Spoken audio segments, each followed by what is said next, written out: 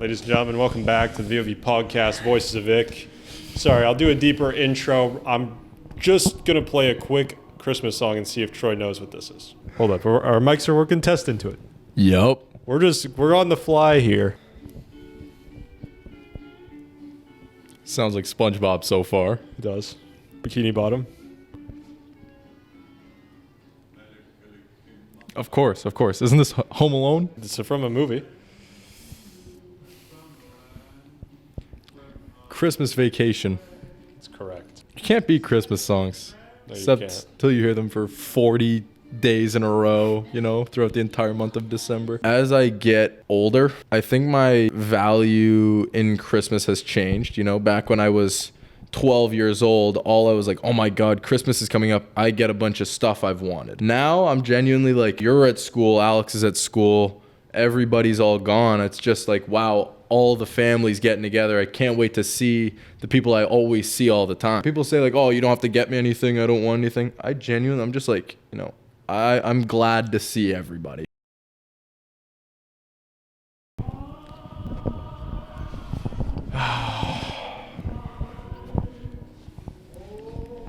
Are we gonna keep this music playing the whole time?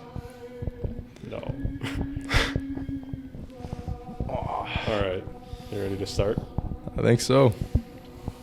Ladies and gentlemen, welcome back to the VoV podcast, Voices of Vic. Sorry, I'll do a deeper intro. I'm just going to play a quick Christmas song and see if Troy knows what this is and where this is from. I swear to God. Hold up, our mics are working, test into it. Yup. We're on the fly here. Yup. Ghost just entered the room. All right, see if you know this song.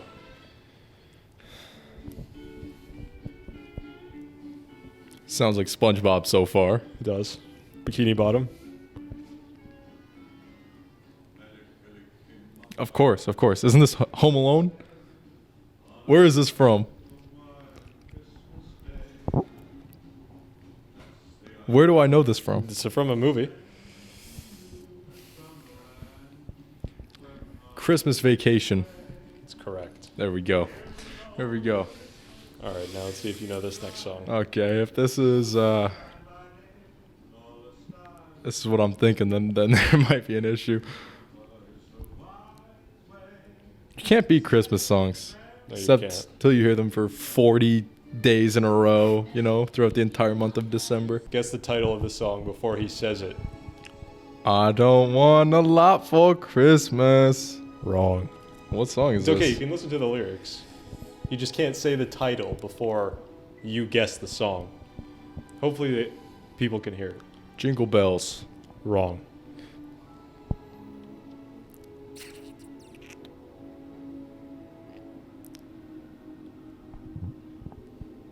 I've got no guesses here.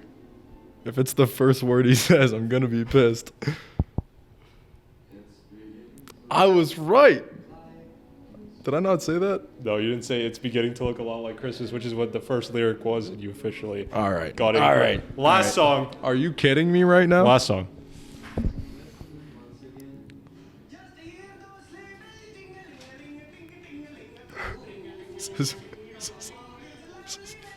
This is cut. This is what I was expecting from the very beginning. I had a feeling this was coming. Do we think this is a white guy? That would be hilarious. No, I don't think it is. I don't know who it is. I don't think it is. Anyways, welcome back to the VoV podcast, Voices of Vic. What's up, Krishna? How's it going, bro? You thought it I was... thought it was some other guest. That's why I didn't say hi. No, What's no, up, bro? I didn't know. That's how I got interrupted. Troy That's all Ponce. good. An Indian Christmas song. That's what Imagine that some random Indian guest comes on. What do you think of this song? No, anyways, we're back. Better than ever. Episode 85. You were Yep. on for last Christmas episode. Yep. This one is not the episode right before Christmas, but 2 episodes. So 86 is the one before Christmas. Okay. You're 85. Yep. Close enough. Why don't you tell the people why we need to make you 85 instead of 86?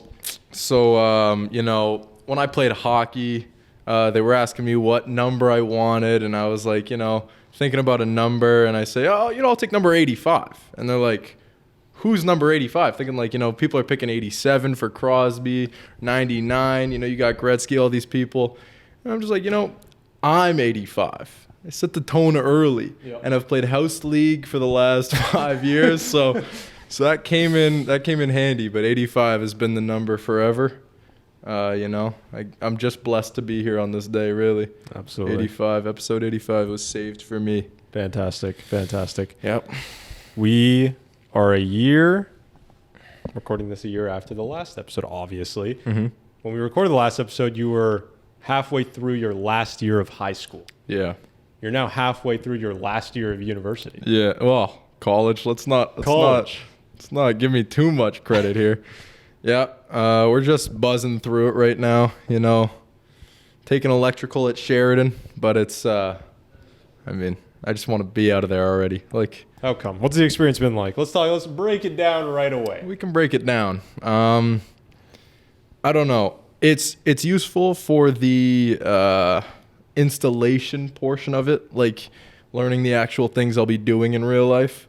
But when it comes to like the actual teaching aspects, like I just feel overqualified for some of it, which maybe I'm wrong, but like, didn't study for a single exam, single test, and I'm graduating with a 4.0 right now after first semester. Like I don't know if it's necessary except for the installation portion. I would be lost if I were to go and work right now. Well, not right now, but before my first semester, I'd be lost, right? Now I feel like I could do anything when it comes to residential installations. We still have all next semester, which will be more commercial or industrial. But yeah, like, I don't know, the actual learning aspects of it. Math class is just like repeats of the last few years of high school. Any of the other classes, just like equations of formulas that are pretty simple to understand. Like you just put numbers into formulas. I don't know. It's easy, but it's necessary, I think. So wait, what's the difference between, you said installation and what's the other one? Just teaching? Well, it's just like a math Random. class. Oh. Like a math class that kind of correlates to electrical. But then the installation portion's like you're going into a lab with a job task and you go and install all these switches, you're lights. physically doing it. Yeah. You're working, like doing the actual routing of cables and installing lights and stuff. But it's I'm there for that basically, and that only. I just kind of show up to the other classes because it's paid for, so why not, right? Yeah. I've got to.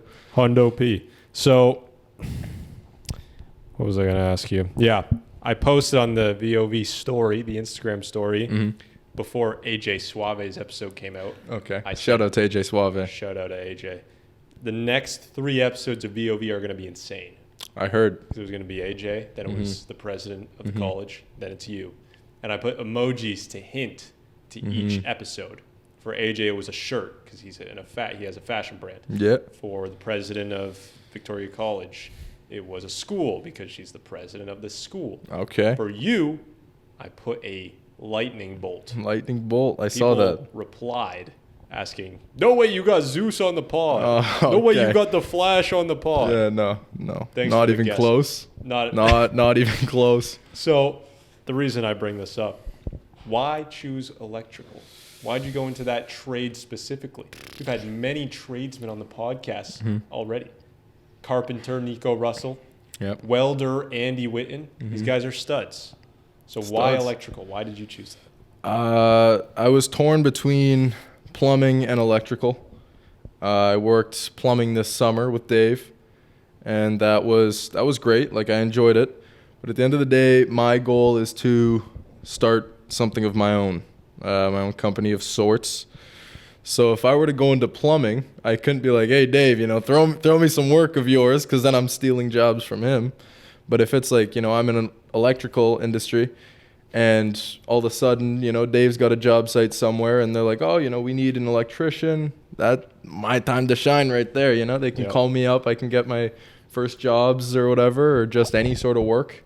Whereas if it was plumbing, like, I wouldn't really have many options to go. Yeah. Like, I could get actual tips from Dave, but I couldn't get any sort of assistance when it comes to getting jobs or, I mean, anything else really. Like, he could help me with suppliers or actual work installs. Not ideal yet. Not ideal.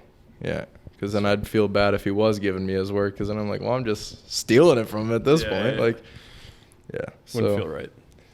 I mean, I'm sure I would have liked either. I think I was pretty nervous going into school just because I had no knowledge on any of it.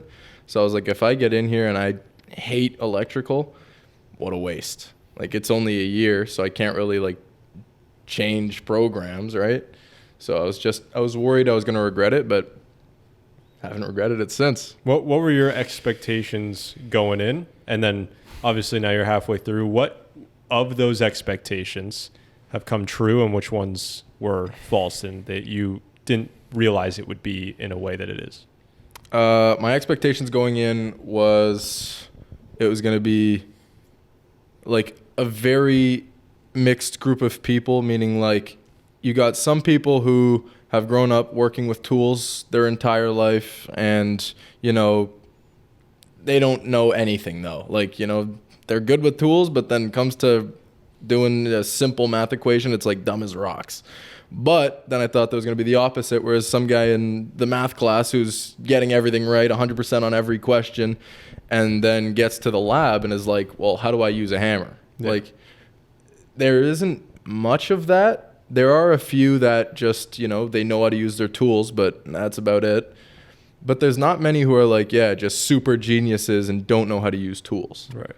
I don't know. I think I'm like an even mix of, knowing what I'm doing efficiently, and actually getting it done. There are some people in there, like, yeah, they're smart and they're good with their tools, but if you ask them to do something without giving them, 2 days in advance to draw it out or map it in their head or something, they won't be able to do it right there and then. Like, they have to take time and actually think about what they're doing and then get it done. Like, it's more of a process. They don't have speed. Exactly. And it's just not like, it doesn't come natural to them. And I mean, I get it's your first semester, only semester in residential installations, so that's why you're there. But like, some people don't learn too easy. Yeah. There's just some mistakes that are like, you should know. Yeah. Like, just can't get into it too much because I don't want to call anyone out. But there's some very, very, like, you'd think is common sense, and it's just not, I guess. It is understandable, I guess, because that's why you're there. You're at school to learn. You can't really expect them to know anything just because, right? Yep. But like, coming to our final exams and stuff, there shouldn't be any mistakes, because now you have that knowledge, you have that sort of understanding of what you're doing. Mm-hmm. But then you get people who show up to the lab regardless on our exam day, and it's like, I have no clue what I'm doing. Like, no clue. And do you think that, what's the work ethic like? You got some people. That's the thing. Our teachers are very willing to help the people who show effort. And I think that's pretty common everywhere.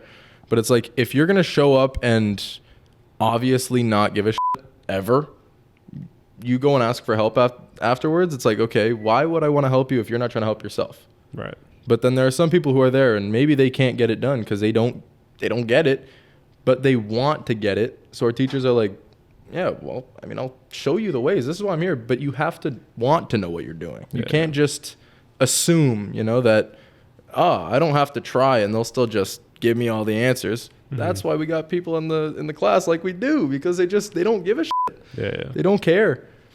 And it's like, it's a level of effort. That's all it is. Like, you can show up and still do bad, but you're putting in effort. That's fine.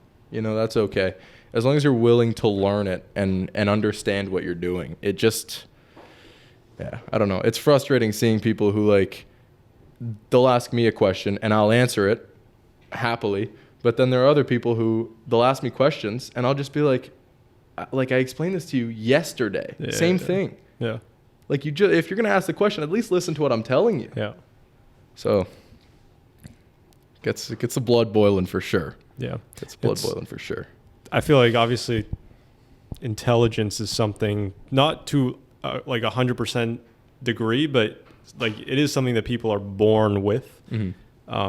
So if you're born and you're not like a genius or anything, you're not anything crazy, and you're not even going to try to pay attention to work hard, you are doomed for life. There are people who get to be successful because they're born intelligent and they don't need to try, and it's not fair, and that's just the way it is.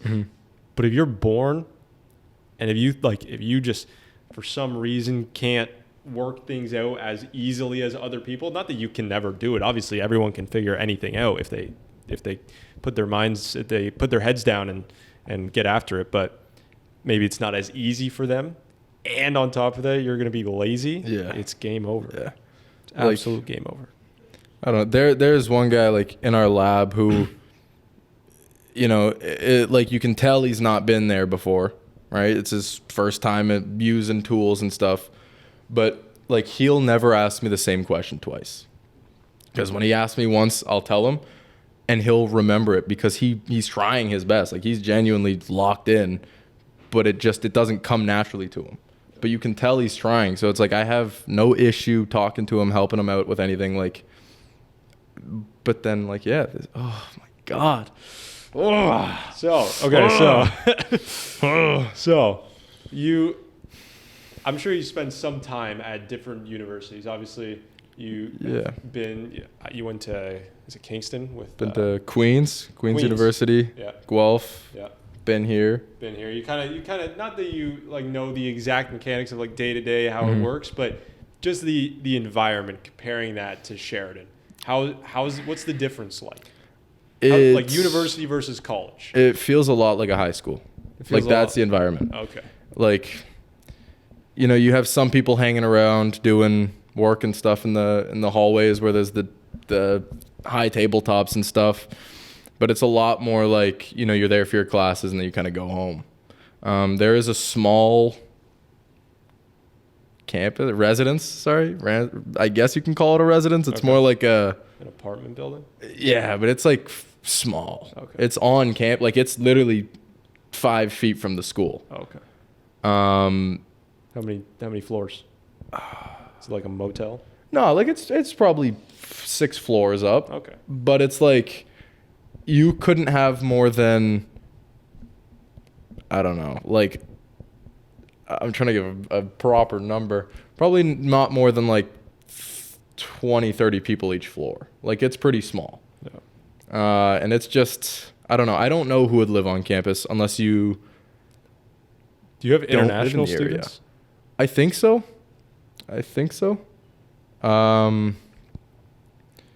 Because our school is the best for trades. It's called the Magna Center. Yep. And it's like literally targeted towards skilled trades and skilled trades only. Nice. So it's like you walk in this door and there's just labs on every side of you, and it's different trades. There's electrical, there's plumbing, there's welding, there's like everything you can think is just there. And everything else is kind of mid, I think. Like the other classes are small classes, but they're like lectures.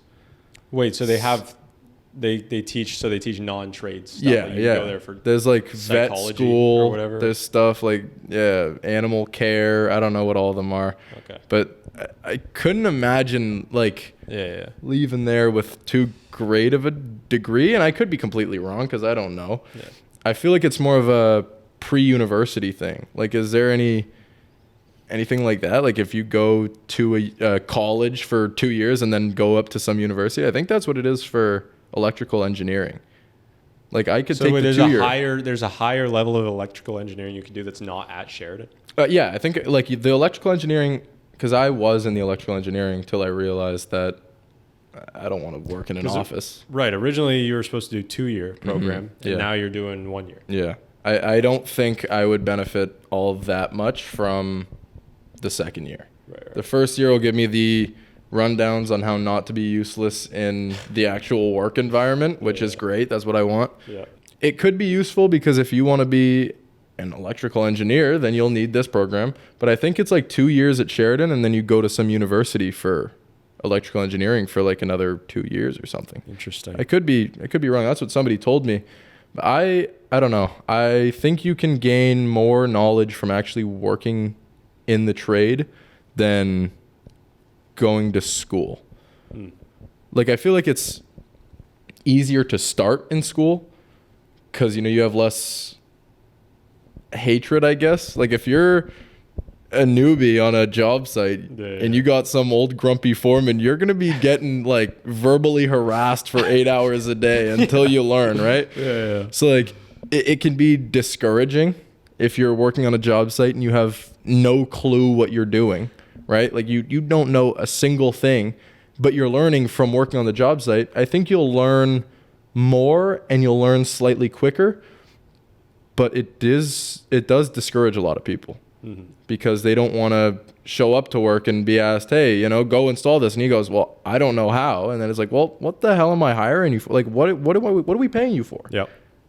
100%. So that's why, like, I took the 1 year, skipped me past. It also skips the first year of schooling because once you're taking your apprenticeship, like, I think you go back to school every year, every 2 years, maybe. I don't know. I think it's every year. And it's just to, like, take some tests and stuff.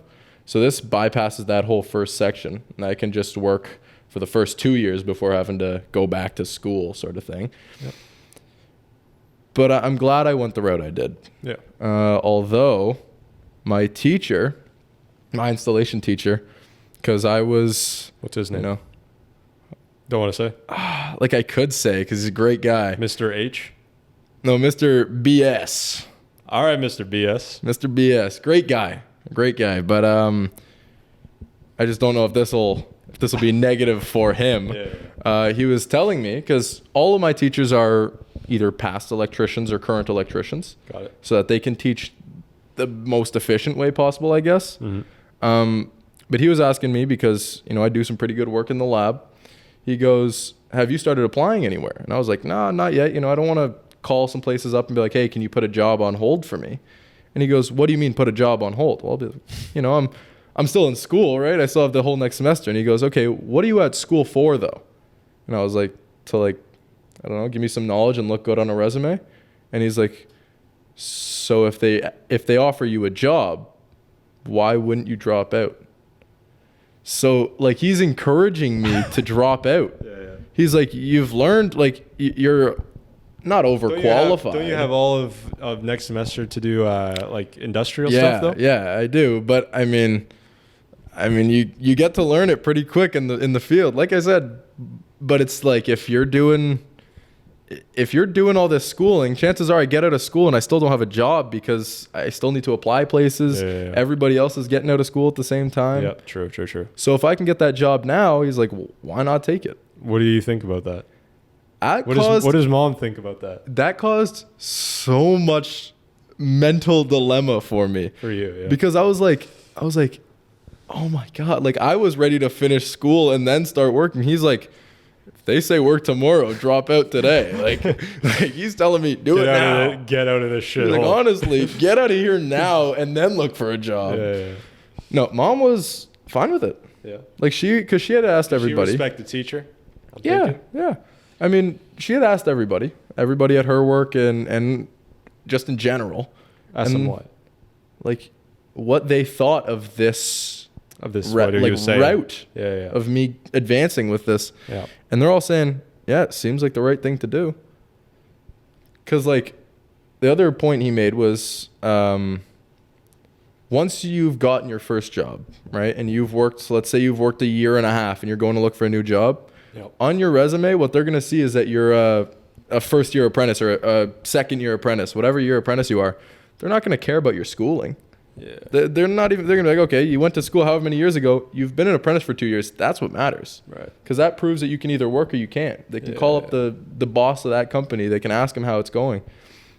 But if it's like just schooling, like, that doesn't get you far once you've gotten any experience under your belt. Yeah. So yeah, that was a big curveball from BS. Howdy, cat. If you like some dinner, it's in the fridge. I got you if you want a sandwich or the other food in there. Of course. I was pulling up this article. I was trying to look for it on my phone. Sheridan College announces major program cuts and layoffs amidst international student cap. Wow. This was literally a couple weeks ago. Have you heard anything about this? I did. And everybody said that our tuition was going to be paid off for free because there were people going to go on strike. So since they were going to go on strike to try and I guess the students or maybe I don't know, somebody was going on strike and everyone was like, "Oh my God, we got our tuition back." I was like, "Bro, I don't want to redo this." You almost slipped that accent in there. Did I? I don't think so, dude. Oh my God, no, we gotta go. Maybe. No, but they're like, I don't want to restart. I don't want to do it again because if they go on strike, then we don't get our class canceled. You get the tuition back, but they and you the have year to, back. The yeah. year done again. Basically, you have to do it. Oh, damn. So I don't know exactly if that's true. Hopefully not. Hopefully not. One thing I did hear from one of the teachers. Now this could be extremely, I don't know, controversial. Maybe this is public knowledge. I think. Okay. This isn't BS, by the way. BS, if you're watching this, not you. One of them told me that they think that the international students have a higher fail threshold. So where if I get a 50, if I get a 50, I pass the class. If they get a 55, they might not. Like they have a fail condition isn't 50 for them. Maybe it's like 55, 60. So wait, is that... Oh, you're saying you don't know if that's public knowledge or not? I don't know if that's public knowledge or not. And I also can't factually say that's true because the teacher told me, A, I think in confidence, and B, with a but I didn't say anything sort of approach. Interesting. So I think it's because... Who are these teachers at your school? Dude, all of them are hilarious. They're all awesome. The first Hold up. Sorry, I think we have to take a break for the cameras. Did you hear that sound? I did. We're going to take a quick 5-minute. We'll get back into it. We're back. We are back. Pulling the light in a little closer because I was just looking at that footage. It looks a little bit grim. Dim and grim. Dim and gray. Let's just adjust that. Which is grim. So... What were you yapping about? Forgot again. Let's check the tapes. No, I'm joking. First class of almost every single class. That's not on camera. You had first class of every single one of my classes. There was somebody asking in the chat, what do I need to pass? Which already is not a great asking question. Day one, you're just going, how little can I do and still pass? Every single question, or every class had this question. And no teacher could give a solid answer. No teacher could say, you need a 50, you need a 60. Because I don't think they knew if they were speaking to an international student or not. So it's like if they said you need a 50 to pass, but they're an international student, and then they get a 55. And why is that? Why is there a higher threshold? I don't know. Maybe they want to encourage effort in the international students. I don't know why they don't just have a higher threshold for everybody. Yeah, I think that'd be encouraging to a lot more people. Yeah. But again, I don't know if I can actually confirm that. So let's not go spreading the false info. Yeah. That's what I'm doing right now. But it could be true. Could be. We'll leave it at could be. Okay. Interesting. Could be true. So yeah. The outlook on electrical work down the line. You showed me some interesting videos about how the world's becoming electrified. Mm-hmm. There's a big push away from fossil fuels. Yeah. The stat of, all cars are going to be electric by the year 2035. Every time I hear it is a different year. So I don't think that there's a stat in play.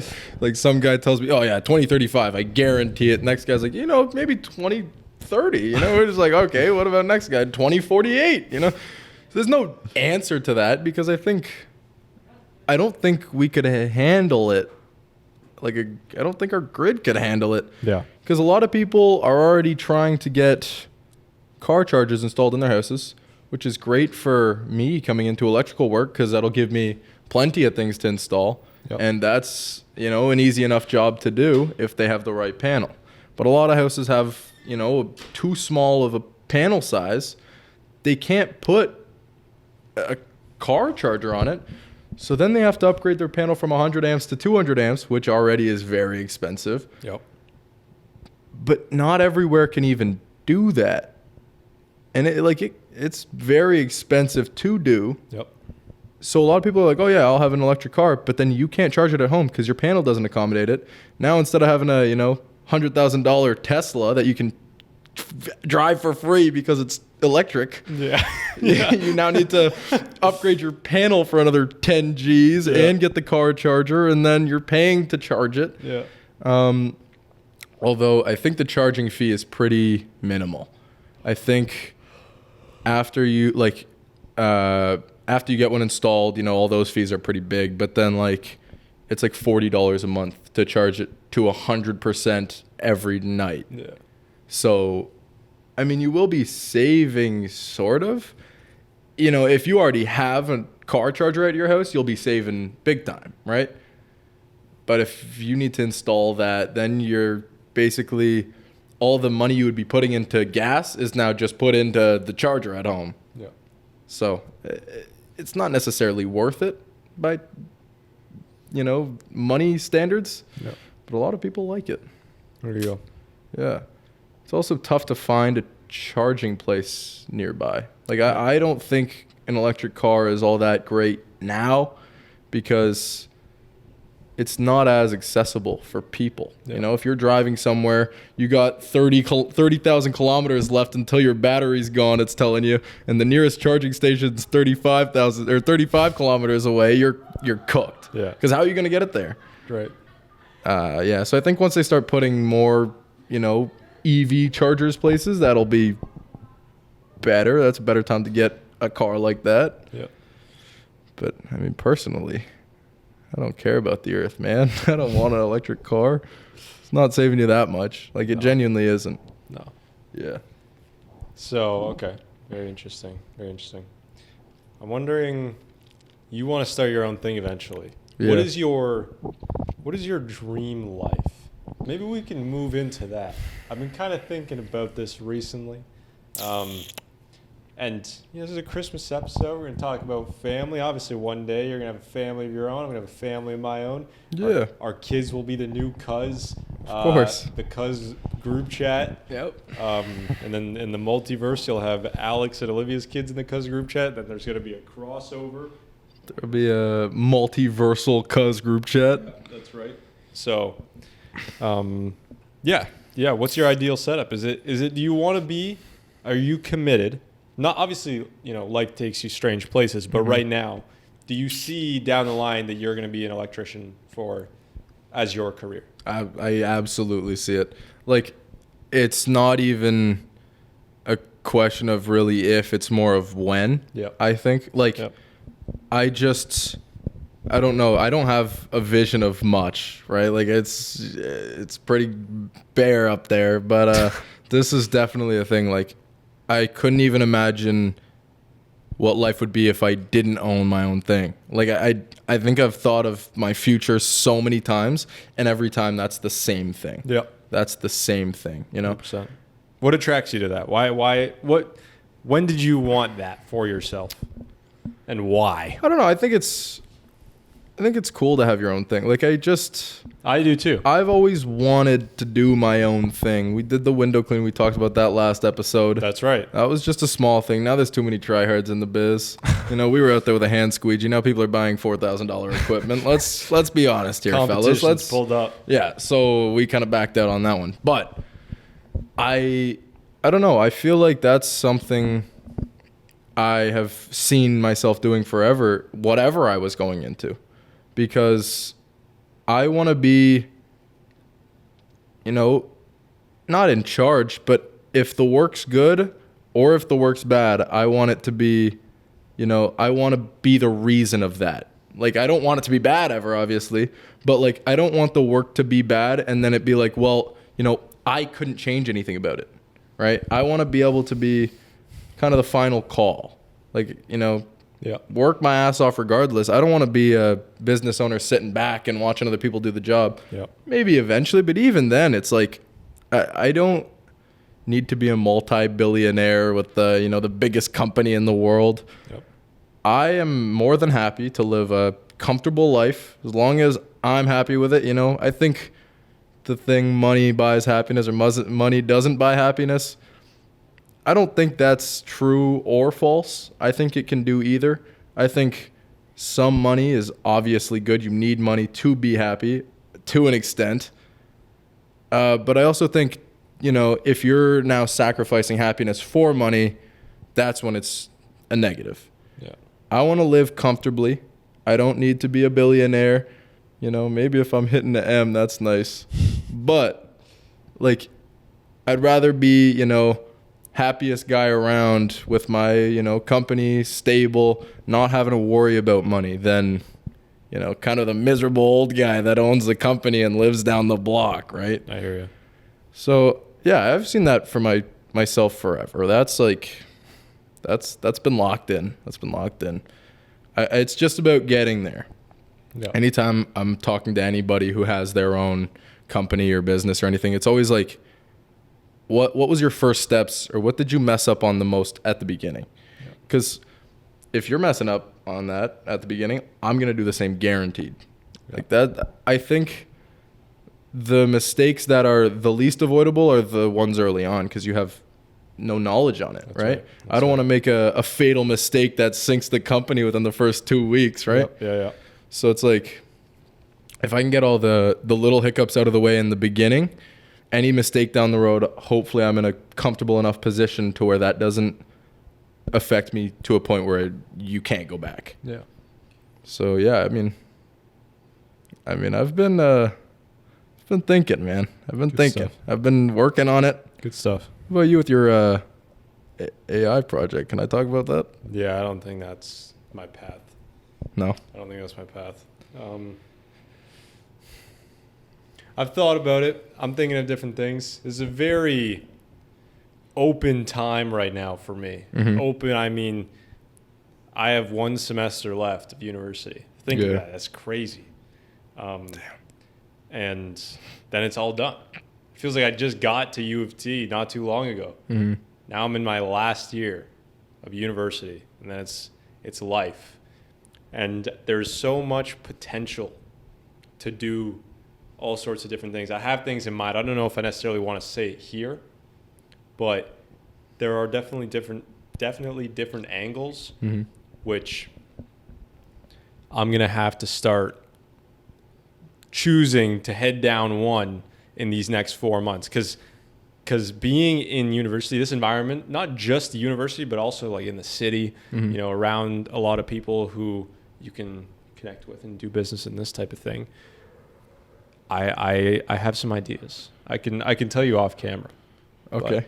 What degree are you graduating with? Like, what do you It's an honors bachelor's of science, HBSC degree. Okay. Do you plan on using that ever?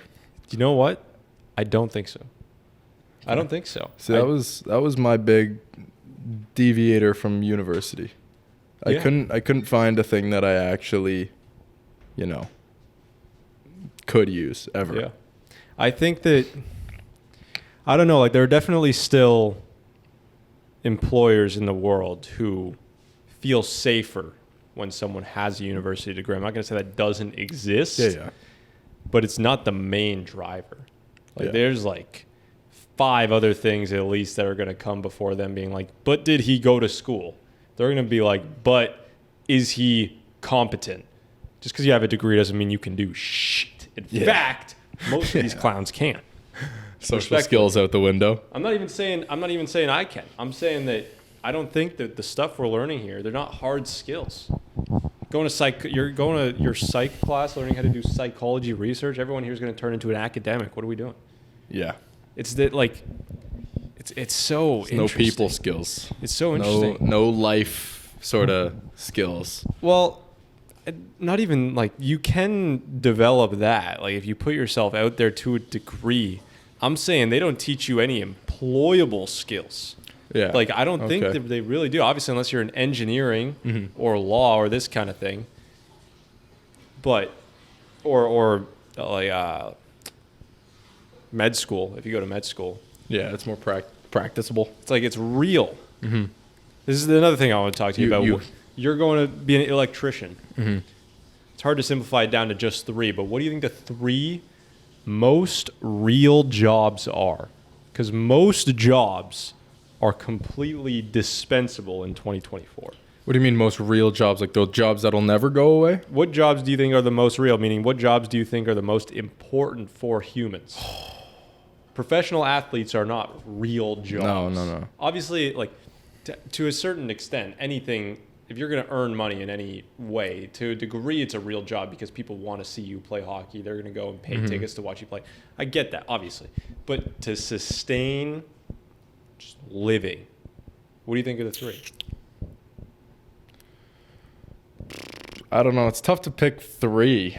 Like, I feel like engineering is important for the advancement of our society, I guess. Like, I don't know. Like, what? We'll just stay in the 2020 era forever? Like, we won't advance anywhere? Yeah. Which not necessarily a good thing, right? It could become the problem of the world, you know, like phones. Yeah. Yeah. So I think that's pretty important. I think all the trades are pretty important just because, you know, you can't really live without them, literally. Like, you couldn't build your own house. I'm not saying I could build my own house either, but like you need kind of all of them to play their role to have an actual place to live. We wouldn't be able to sit in this room if it weren't for the, you know, tradies back in the years. Yeah. Like I'm gonna generalize that as one. That's Okay. one job. Yep. All the trades. Okay. Every one of them. And then third one, OnlyFans manager. Yeah. You need them. You need them. No, I was gonna say maybe like a Walmart worker. You know, they're always friendly. That's bullshit right there, by the way. I don't think there's a third one. I don't know. You kind of need. What about doctors? Oh, there we go. That's an easy one. What am I thinking? Yeah, you'll need a doctor or two until they become fully operated by robots. Right, exactly. Yeah, you could do some surgery on a human, not safely. You could say that the tech guys are the most important job because they can replace every other one. That's true. That's why one of the guys is like, you shouldn't have become an electrician. You should have went into robot repair. He said, there will never be a robot that can fix itself. I was like, all right, bud. Okay, thanks. Thanks. I'll go take that home for me. That's some wisdom right there. Yeah, Appreciate yeah. it. Appreciate it, Professor BS. The robots won't repair themselves. Good to know. Thanks. I don't think. Was that BS? That wasn't BS. No, that was some old guy. He wasn't even a teacher of mine. I don't even know if he went to the school. He Just could have came in walking off through the the hall. street. Yeah. He wanted some funny. Tims. I think, like, I don't have an exact thing. I haven't completely thought it through. But off the top of my head, I'm thinking farmer, True. doctor, and military. Off Military's the top pretty of important. my head. Is there anything that you could realistically say is more important? Like, once again, the tech guys, you could say because they can replace everything else, but the tech guys need those 3 to replace them. To work, yeah. Without literally those 3, the farmers, the doctors, and the military are all providing for and protecting the tech nerds so that the tech nerds can go and extinct those 3 jobs. You don't think farming could be completely automated? I think it could. So at some point, farmers will be not as No, not necessary. farmers. Yeah, you'll have drones. You'll have like Robots. AI operated tractors. Yeah, that's crazy. You know what I mean? That's crazy. Anything can be Shout out replaced. ChatGPT. Yeah, anything can be replaced. One day. There That's was a crazy. theory a guy had, which was everything's going to become so automated to a point where the only jobs humans are going to have is to entertain each other. Everyone's just going to be entertaining. They're going to be the jester. Yeah, basically everyone's just going to be looking to, make people laugh, and this is what's happening. You're seeing way more people want to be YouTubers, way more people want to do all this stuff. Look at what we're Stand doing. up. We're on a podcast. Yeah. This kind of thing. And Wow. Even entertainment, though, is being replaced by AI. Yeah. I was listening to Juice WRLD 1950s music a couple months ago. There was a Basement Yard podcast, full AI, like 5-minute clip. What? Yeah, like they just like you can take their voice because they talk so much on podcasts. Yeah. And they can literally make a Basement Yard episode out of any of that. That's wild. Like that's crazy. What do you think about AI? Have any thoughts? Do you care? You don't really care? I mean, I don't think it'll do the damage that everyone says it is going to in my lifespan.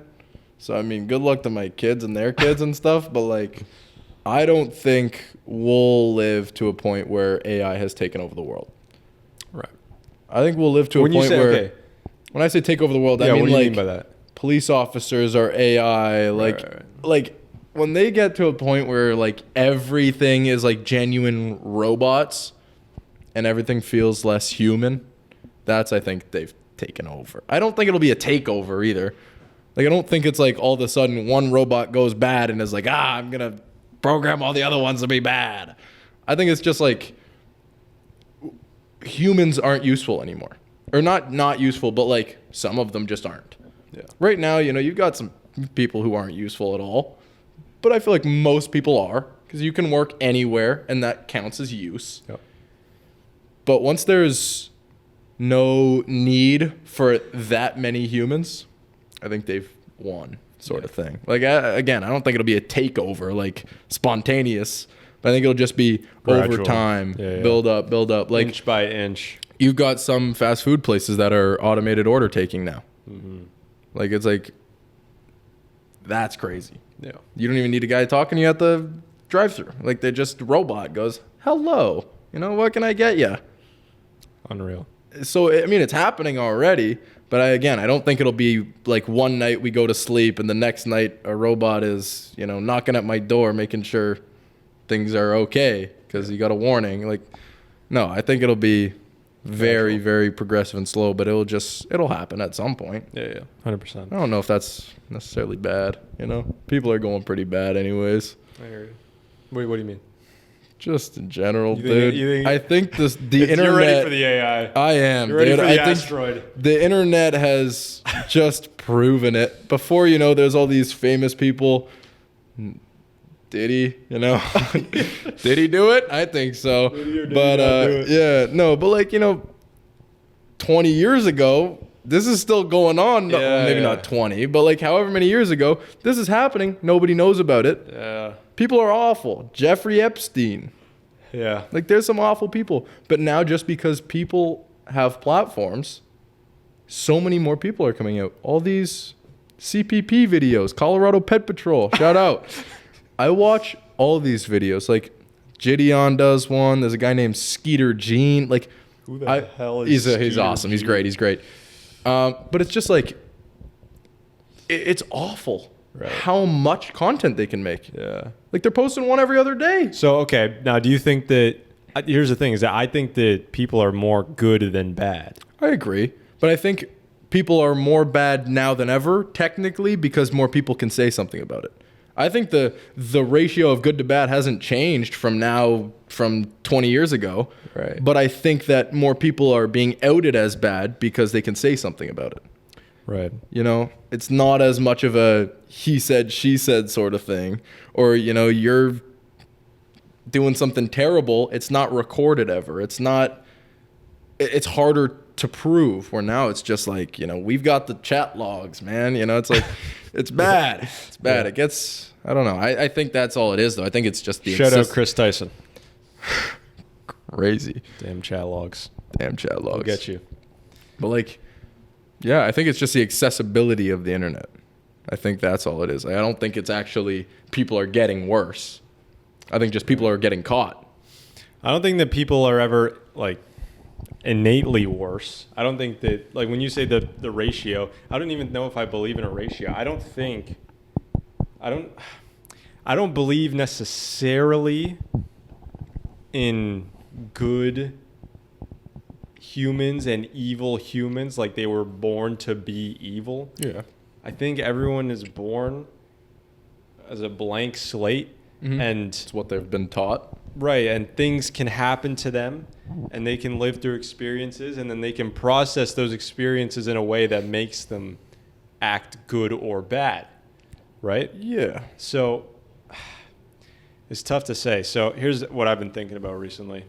This is going to get deep and whatever, but I've been thinking more about it's religious. It's not even deep. It's not even deep. Okay. It's just a religious thing.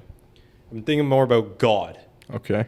Okay, I've been thinking Just more. to preface, I'm not very aware of anything ever, of anything, any religion. That's fine. I'm not very educated on any of this. Me neither. I've been thinking of it like I'm not Christian. I'm not any of these things. I'm just thinking about it more. Mhm. And I like the idea of God. I also like the idea of Jesus. Jesus is cool. Yeah. That's what I believe. I believe Jesus is cool. Yeah, I think it's like just the fact of believing in something that brings people together.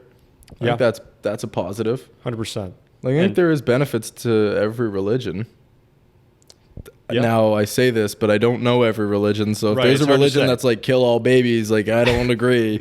It's hard to But like I think it's just the hostility. Is that it? Like where people are like joined together, they're gathered together. Like going to church every Sunday is just like Hospitality. Hospitality, not Hostility is not different. hostility. That's like aggression. Yeah, that's like when you're having an Yeah. intense debate No, with someone. hospitality. It's just like they're welcoming to everybody or themselves or whatever. They're a group of people, and it's like you guys got your thing going. It's pretty cool. Yeah. And it's this thing. It's like it's different groups and it's different. Okay, here's what I'm getting at. Okay. I have thought of a concept which would explain who are God's chosen people. Now, in religion, there's, I think, something in the Bible that says that the Jews are God's chosen people. That's not what I'm talking about. I don't know anything about that. I think God's chosen people are the ones who've been subject to the most pain. Let me tell you why. I think you might have already heard this, but the superhero and the supervillain have the same backstory, and it's pain. Batman's parents got killed, right? Joker's parents, well, Joker was in an abusive situation with his life. Both of them struggled. Batman becomes the hero, Joker becomes the villain, right? It's kind of like who can handle the most without breaking bad. It's the bad guy says, the world hurt me, so I'm going to hurt it back. And the good guy says, the world hurt me, I'm going to make sure it never hurts anyone ever again, right? Okay. So this is the thing. Bad things happen to people. And when that's the case, since you know that, since you understand that there's all this pain, I can either turn into Batman or the Joker. I can either turn into Iron Man or Thanos, right? Obi-Wan Kenobi or Anakin Skywalker. Exactly. I can turn into one of these things. This is God bestowing trust upon me. Because God, this is the thing, we are all free agents. This is the idea. He's kind of testing you almost. He is. He's giving you an opportunity. He's saying, I'll push you to your limits. I want to see what you do with this. Okay. You seem like a person who could be good for the world. You seem like a person who could benefit people. Yeah. Let me give you this pain and see if it drives you forward. Now, the question in religion that a lot of atheists ask all the time is like, if God's real, why is there so much suffering? The suffering, from what I understand, is because God made free will. God said that we were all going to be human beings who could choose what we do. We have free will. We are free agents. And then we created that ourselves? Well, that's the thing. There's the risk. If you have free will, you could do good, you could do bad. Because the idea is that there is more beauty from someone who could do bad but chooses to be good than someone just being like, everyone's good no matter what, you can't do anything.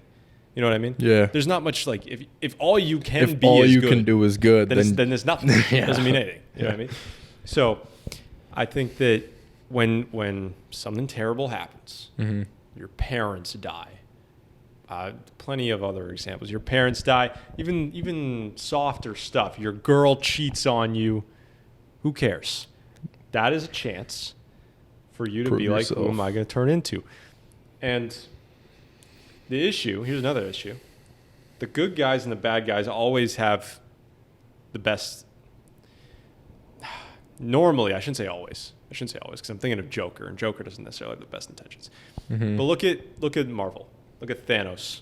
Okay, do you know Thanos' backstory? Yeah, he wants to like wipe out half the population because there's too much starvation or whatever. Exactly. So his planet Mm-hmm. was suffering because I don't know exactly why, but there's a bunch of people. He was like, let's have our population, let's half our population, so that we don't need to suffer as much, because if we move on the trajectory we're moving, we're going to be destroyed.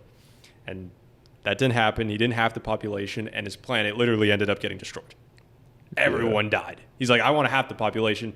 They didn't nobody listened, and everyone's dead now. Yeah. So he is now he's trying to save the universe. He's like, the universe is going to collapse in on itself because I don't want what happened to my planet to happen to other planets. Mm-hmm. I think that's a nice thing. I think that's a good move.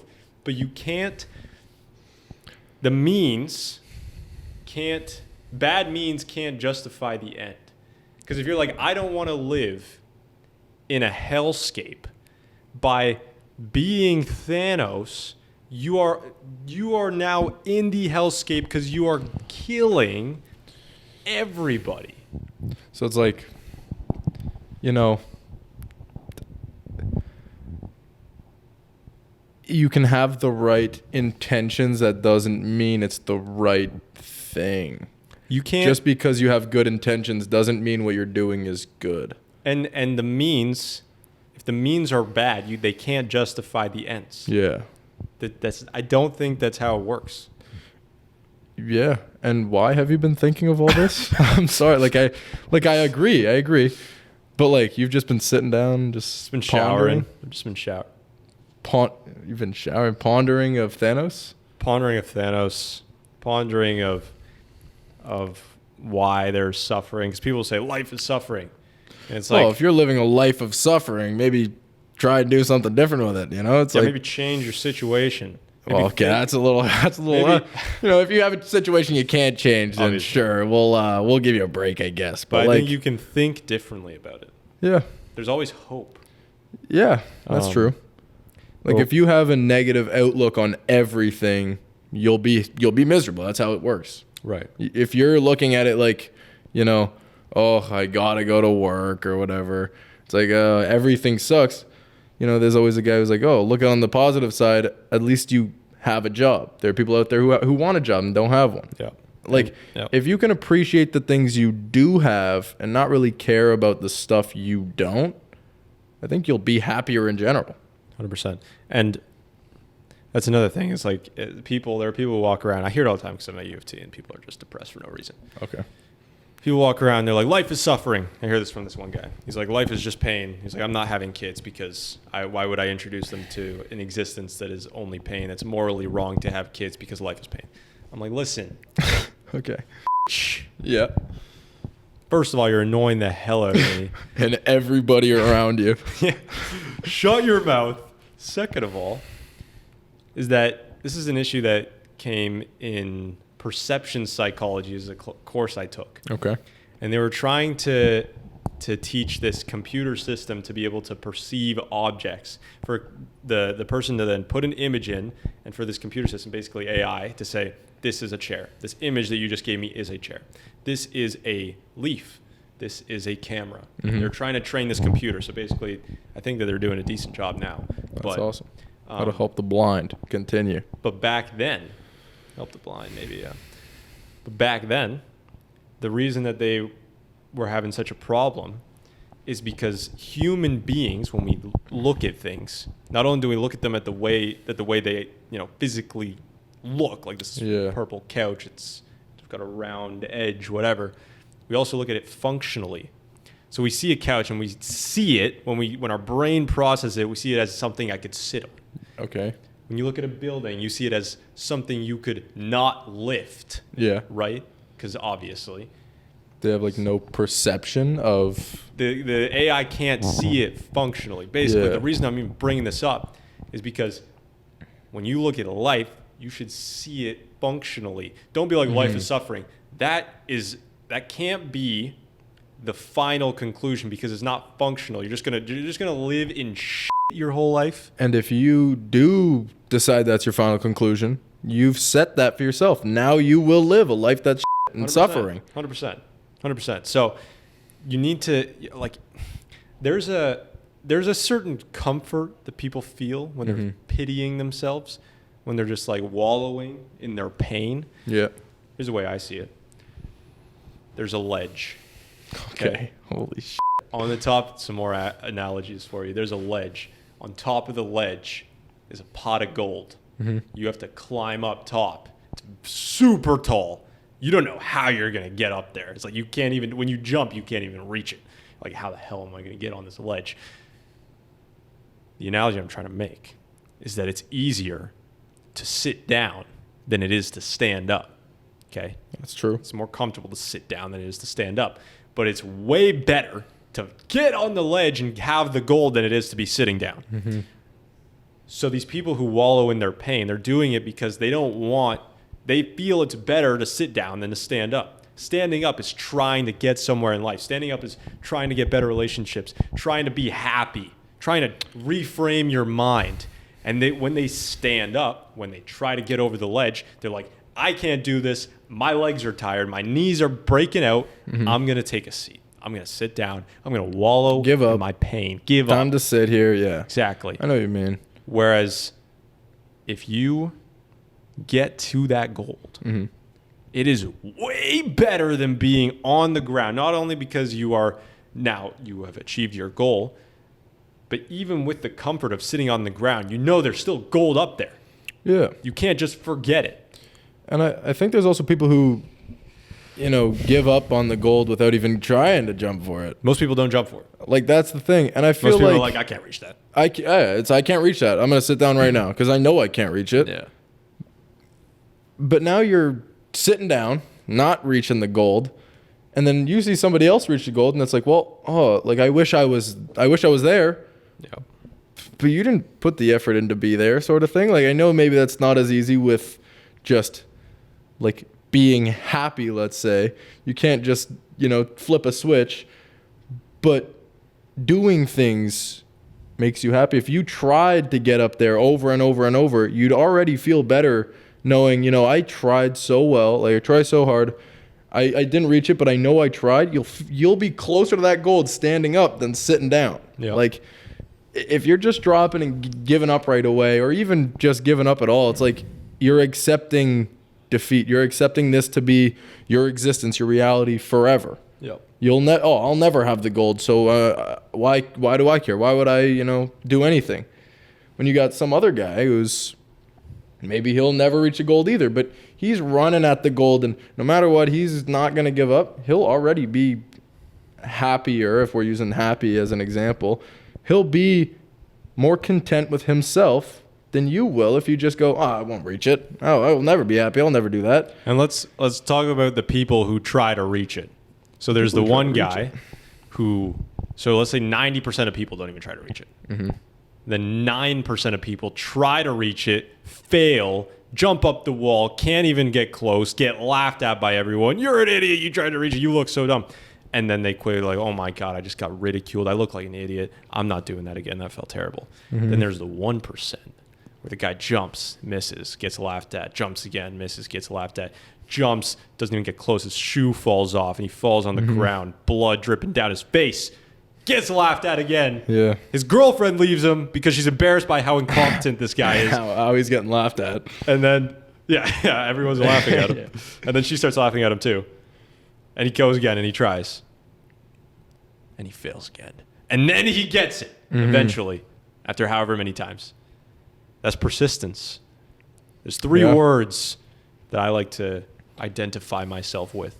And I don't okay, here's the difference. There's words that I like to strive towards. So there are things, there are traits that I would like to gain, that I would like to know about myself. I won't say them, I'm not trying to oust the traits I don't have. But let's say that there's some traits that I would like to gain. Yep. I'm not even talking about that right now. I'm talking about the traits that I feel like I actually embody right now. There's three main ones. Curiosity, audacity, persistence. Yep. persistence is crucial because you can never fail if you don't give up. That's true. It's an episode of a podcast. That's a title of a podcast, by the way. Episode 44. I also think, like, if you have people dragging you down, if one of your friends is, life's miserable, whatever, and you're friends with him, now you're trying to climb this wall. Let's say you could climb the wall, but you got your boy on your back who's telling you, life's so this. You can't climb the wall with this guy on your back. You know, get out of my face. If you surround yourself with other people who are, I'll never reach the top. Then you know what you'll do? You'll say, oh, perfect. Then I'll sit right here too, and I won't reach the top either. You're not going to reach it, but I'm not going to reach it. We'll never reach it. Yeah. But if you go up there and you're going to reach it, and you don't reach it, but you know you're going to reach it, and you got one of your homeboys with you who's like, you know what, we're going to reach this one day, that'll just help you guys. Like, you need people in your life to boost you. You can't have people dragging you down. You can't have people, literally holding on to your back while you're trying to reach that pot of gold. Yeah. And then a part of that other 90%, you got the 0.01% guys who get blessed with the genetics of 6'8" muscular, and they just kind of step up to the gold. That's the some people that are like, oh well, it's not fair. Well, guess what? Life isn't fair. Life isn't fair. It's not going to be fair ever. Yeah. They were born 6'8". Yep. That doesn't change you. That changes them. Yep. That's another truth about life. Yeah. The worse your hand, the higher your ceiling. Carter Ponce. It's my quote. Give me credit. The worse your hand. Double down and explain that quickly for me. The worse your hand, the higher your ceiling. Yeah. The worse off you start out in life, the better that you can become as a human being. Think of being born to a billionaire.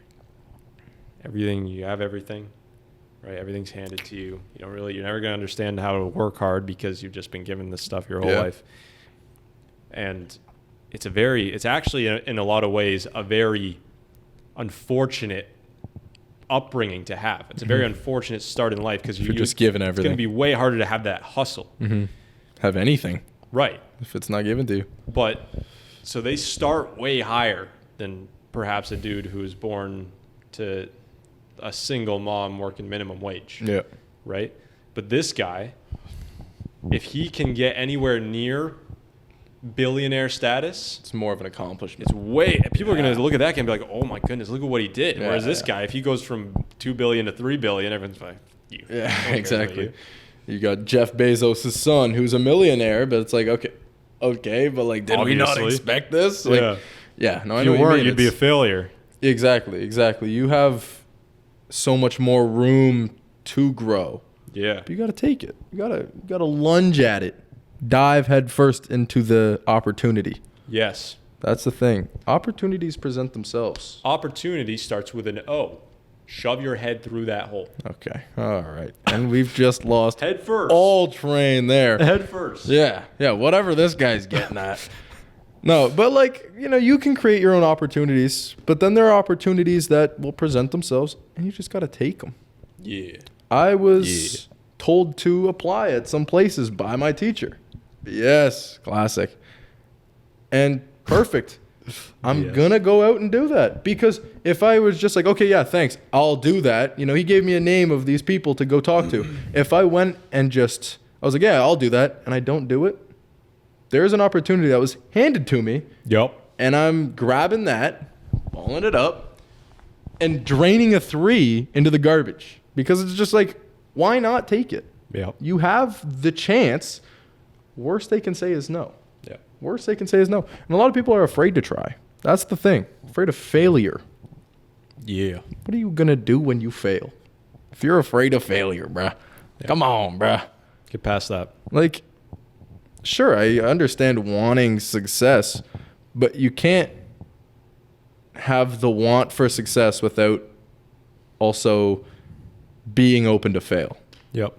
And no one really cares about you that much. And no one cares if you fail. Exactly. No one cares. People have their own in life. Yeah. Okay. You're going to get laughed at for maybe a day. and then they're moving on. Maybe a week. I'll give you a week. I'll laugh at you for a week. Troy will laugh at you for a week, At least. but We'll move on eventually. no one cares. Like, yeah. like genuinely think of the last time you felt embarrassed, and then think of anybody around you. Do you think they remember that? What's the most embarrassing thing that's ever happened to you? I couldn't even tell you. Like, I genuinely couldn't even, like, I'm trying to think. No, I don't know. Like, there are some moments that are just like that's funny. But, like, I genuinely couldn't. I am very difficult to embarrass. That's good. Because in the situation I feel embarrassed, I think, you know what? You're going to forget about this in 3 hours. You'll forget about this tomorrow.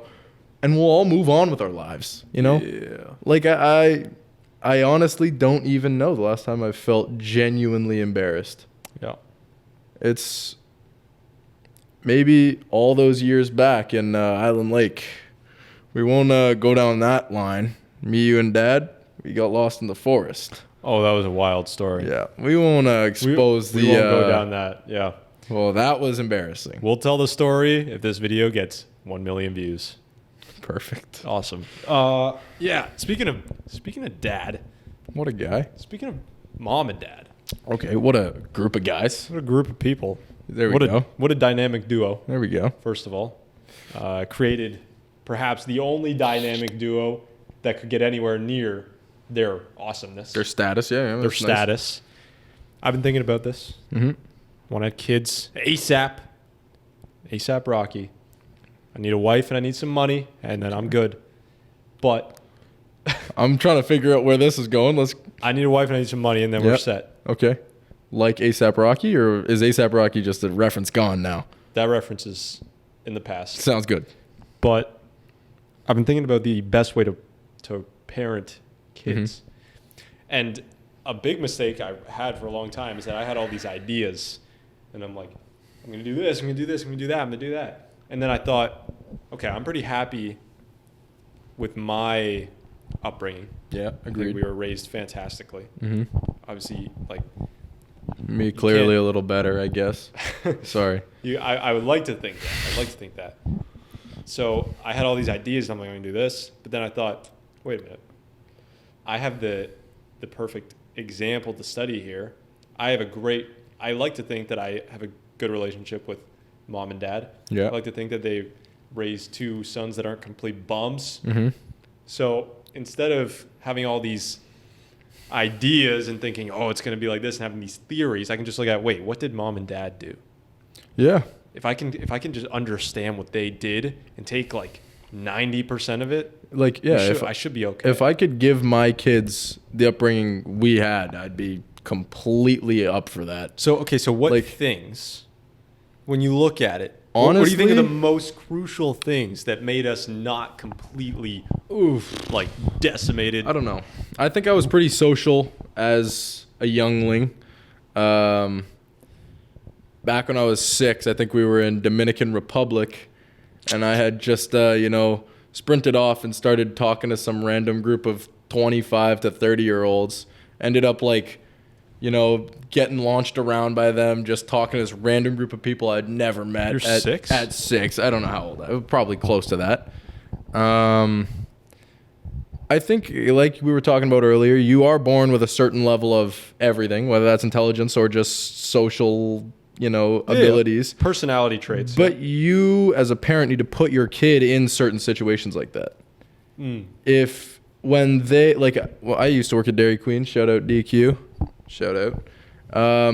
I was working the cash register a bunch, and there were a bunch of times where people would come in with their kids, and their kids were like probably 13, 14, and they would be like not willing to order for themselves. Their parents would have to order for us or for them. I remember when we were young and we were in the car with Dad, he'd go, I'm not ordering I don't know what you guys want. You ask the guy. I think that minor thing is enough to make you comfortable in those situations in the future. If you have been ordered for your whole life and, whatever, never do anything for yourself. And I mean, not nothing, but like, don't order for yourself, or, you know, you can't say hello to somebody without hiding behind your dad. You're never going to be open to any of these things. But then there are other people who come in and they've got like a 6-year-old kid holding them in their arms, whatever. I don't know if 6 is too old, maybe 5. And the kid's like old enough to talk and make full sentences. And the dad will go, okay, tell the guy what you want. And the kid, the 5-year-old, 6-year-old will be like, could I have a cheeseburger or something? Like, just making them comfortable to do that. I think being social is the key to all the extra stuff. Everything else is so much easier to do if you're social. You can't, you know, you can't do a lot of things if you're timid and nervous to do, to just interact with people. Yeah. I think that's one thing I would take for sure. Just interactions. That's good. And I'd have to think, okay, to circle back into Sheridan stuff, talking with these teachers, how has networking been for you? Do you do much of that, like with talking with teachers? Like, do they just like you? Or are you just such a good student? Like, what's the deal there? So, shout out mom. Mom would know this, that she always would say that I smooth talk the teachers, or I'm the teacher's favorites because I'm a personable person when I talk to them and stuff. And she goes, you're going to have to be ready once you get to college. You know, all these professors are not going to want to be, you know, they're not smooth talkable. Like, you're going to have to go in and do your work and basically go out. And I was like, okay. Shout out Madame Lavigne. Shout out. Sure, yeah. But I got there and the teachers, like, first week knew me like first name basis. My final exams, on your tests, you have to write your student ID number and then bring up a photo ID and show it to the teacher when you're submitting it, so that they know you and they know you're a part of that class and you're not taking your test for somebody else. None of my teachers required any student ID. They're just like, all right, yeah, like, Troy, I know you. Just give me the paper, sort of thing. And all of them, I would be confident to leave as some sort of reference if I were to need. Like, BS, mainly, shout out BS again for the 15th time. Mainly, like, I think if I were to apply somewhere and I put him down as a reference, I think that would be the best reference I could have, because he owns his own electrical company as well. I don't know how big the company is, but he was also a teacher at a school teaching electrical. So if I put him as a reference, I mean, that's a great reference. My teacher, and he owns a company that does the same work. Yeah. But then, like, every other teacher I could talk to, class would be over at, 2 p.m. or whatever time, and I could stand there and talk to the teacher for an extra 30 minutes just about the industry or business or anything. Like, connections is everything. I made these connections in the first week so that anything that happens, they know who I am. Yeah. If there was any time I was, like, not there, which I honestly don't know if that ever happened, but they would notice. Like, they would notice. Yeah. I made sure to be present on the online classes we had. I can't stand online classes, but, it shows effort. Yeah. I think that you can't, quote unquote, smooth talk the teachers is just not true. Yeah. I think you can do a lot when everyone is smooth talkable. Everybody's smooth. Talkable. Yeah, talkable, sure. The hell. Yeah. Shout out P. Diddy. Anyways. Ain't no party like a Diddy party. No, that's good. That's really good. Yeah. For someone that is more introverted, because like you said, being social like that, let's say they're now 18 and they're still getting nervous. Yeah, no, it's a crazy thing. You think it's raps?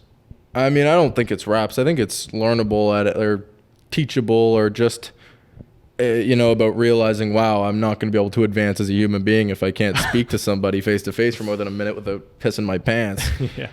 But there are people in my classes who are like, they're failing the class, but they are too afraid to speak to the teacher. So they're not going to ask for any sort of catch-up work or any way to redo a test or anything, which I don't know if you're allowed to, but they can't have a conversation. There are people who are so in their shell that getting them, like, talking to them is painful to do. Yeah. Like, it's painful because, you have to be able to have a conversation with somebody. You have to. That is, I think, the most important life skill. 100%. Because you can get anywhere with being personable. If you can talk to anybody, you will go any places. You'll go places for sure. We're going to fix that camera, then we'll get back into it. We are back. Back in business. So, during the break, just my crotch. Alrighty, bud. During the break. Are we good here? We're rolling? We're rolling. All right. Rolling like Josh Brolin. Shout out Thanos. So, Wow. during the break, Back to frickin' Thanos, eh? I asked Full circle. AI. Okay. I said, give me 10 time capsule questions Okay. that I can answer with my brother. We're 21 and 18 years old, and I would like for my or his future sons to answer the same questions with each other one day. The question should center around brotherhood, past lessons, future aspirations, and general mindset. Okay. Add a bonus question at the end. So why don't you just About- ask it for 6? I said How many 10. Oh, why don't you ask it for 11? Because you'll see, the bonus question is a little bit different. Okay. So I have not read these. I think that this is going to be an interesting, segment. interesting segment, interesting time capsule to see what AI is producing right now. Okay. Obviously, if we have sons, I would like to have 2 sons and a daughter. Okay. It's like the ideal setup, I'm thinking. Maybe I have that. Maybe I don't in the future. Who knows? Sorry to my kids if you're To not. his 3 daughters. To my 3 daughters. Sorry. Yeah. 2 of you were boys. But, yeah. Let's get into this. Let's hear it. I have not read these questions. So, They're going to be the worst things ever. first question. Yep. What is your earliest memory of each other? It's a good question. I'm trying to think. Oh, I just pulled one from the past. Big one. I'm trying to think. Earliest memory. I think this is the earliest I can go back. The Okay, you tell second yours. earliest would have been in our newer house.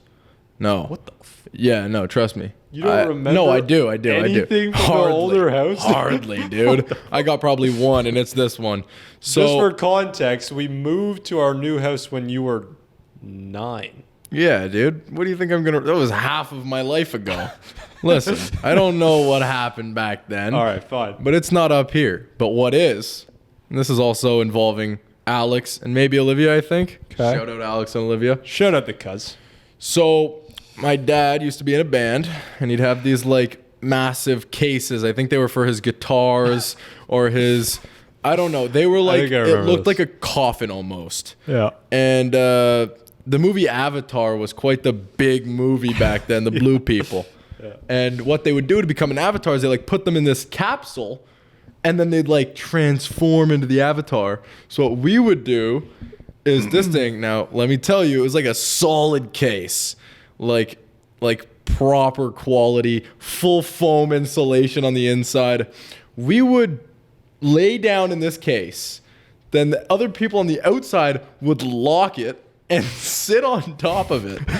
And we said we would wait until we started banging on it to scream, yo, open a case. And you have to open it, otherwise you break the rules. And that would definitely be my first, because we all hopped in, locked it, and we're like, as a prank, let's just not open it. I don't think we ever did. But that, thinking back on it, probably wasn't the best idea. You don't hear the guy banging in there for another 3 hours. He just passed out and he's now dead. Yeah. That's got to be first memory for sure. That's funny. Yeah, the Avatar game. I have 2 that have come to my head. So I'm sure I could think of anything earlier, but like these are ones that are like super clear still to me in my mind.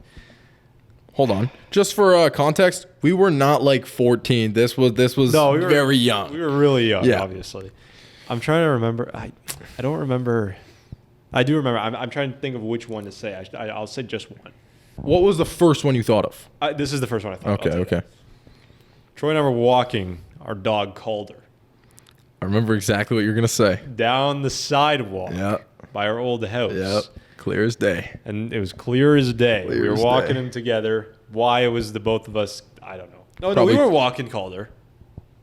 We Were were we? not walking Calder. You know what we might have We were been doing? just walking. Or We were either just walking or there was this massive like stone I was about to say that. cement thing from the mailbox. It was a hill. It was a hill. And it goes down. It was like a pathway. slope. It was a pathway. It was like a slope. But it was like pathway. asphalt. It wasn't smooth. No. And we'd take a skateboard and we would lay down on our stomach on the skateboard and were go we down doing this that? hill. Yes. And it's like bumpy asphalt. And the skateboard was not great. So if you fell forward, like you're skidding face No, but first. I don't think that was what we were doing Oh, then. okay. Maybe we were walking Calder. Yeah, it's hard to say. I don't know. I know exactly what you're gonna say. The reason I feel like it was we were walking Calder because Yep. there was a sign at the end of that asphalt slope pathway. And when we were young, when we were small, this thing was like Oh, it was massive. it was a mountain. You go back there, I was like, what the f is this? You know what else is massive? Sorry. Tell me. That low taper fade meme. Continue. Sorry. Just go. My bad. I don't Run know it. what that is. Yeah, it's fine. Anyways. That's too far. Go. At the very end, at the bottom of that slope, there was a sign that says, I forget exactly what it said. It was like, "Be a good neighbor, scoop you the poop," or what is it? Yeah, something. Scoop your poop. Yeah. Basically saying, don't let your dogs shit everywhere and not pick it up. Basically. But Us I- being I toddler thought- brains. I thought I had a hilarious joke. Maybe we thought of it at the same time, but we thought we had a hilarious joke to say, but because Yeah. we were worried by the wrath of our parents Yeah. for Swearing catching us- wasn't allowed. for catching us swearing. So we were very clean-mouthed children. Like very, very, very good. And like I had the I don't know about you, but I had the reputation for being that one kid who didn't swear. Carter doesn't swear, blah blah blah. And I started swearing a little bit more in high school. But in elementary school, I was a clean record. Anyways, we were walking down, and we were I at least was so afraid by the wrath of mom and dad and catching Agreed. us swearing. I didn't Agreed. even want to risk saying anything bad around Troy. Yeah, you thought I was gonna snitch. Thought like not necessarily that I thought you were gonna snitch, but I knew that if you did snitch, it was game over. Yeah, he thought I was wearing a wire. It's like it's like the odds may have been low of you snitching, but if you did, it's like soap in the mouth. Yeah. It's done. Anyways, I had a hilarious joke, Hilarious. and I said, "Yo, Troy, promise you won't tell mom. Yeah. Look at this sign. What if it said, scoop up the stupid poop?" Stupid was the worst swear word of all, I think. Back in the day. I said stupid. That's Troy. crazy. And Troy's like, yo, Yo, you can't be doing that, man. You can't be doing that. That's funny. I'll say it if you say it. Yeah, That's what went down. basically. Wow. And we had What a memory. we had a Wow. great laugh. So That Those are that two good skateboard memories. hill, at the end of it, there was a sewage drain as well. So you're going down on this skateboard pretty quick, face first, and then you start bumping on a sewage drain. I don't know how we didn't end up with deformed faces. That was crazy. that was good. What's the next question we're looking at here? Yeah, next question. Let me pull it up. Those are some good memories. I like that Crazy, Avatar one. crazy I do remember memories. that. Number 2. This one's a little bit softer. We're gonna have to be getting heart to heart here. What is one thing you admire most about your brother? I think that grind mentality, and Thank you. that is like the truth. Like it's like, I will use the marathon as an example. Thank you. About a year ago, not even, I'm driving home. Maybe a year ago, I don't know how long ago. I'm driving home, and Carter calls me and he goes, "Yo, what are you doing? What day was it? October For what? the race." October 20th. He goes, "What are you doing October 20th?" I said, "That's in a long time from now, so I don't really know." And he goes, "We're running a marathon." I said, "Yeah, okay." Laughing at it because who could train for a marathon? And it was probably, 130 days? Is that what it was? 127. 126 days. was Okay. the training. 126 days. I was like, yeah, who can train for a marathon that's this year? I laughed at it. I was like, yeah, good luck sort of thing. The that night, I guess, maybe a day after, who knows, started running for a marathon. Just training, going out running, freezing cold weather. This guy's in a t-shirt and shorts, which right now, I don't know if you can see camera, but this guy's still in shorts. Shout out.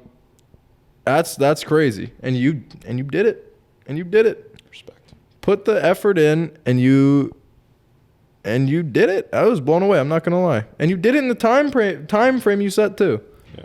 That's crazy. That's dedication. Thanks, brother.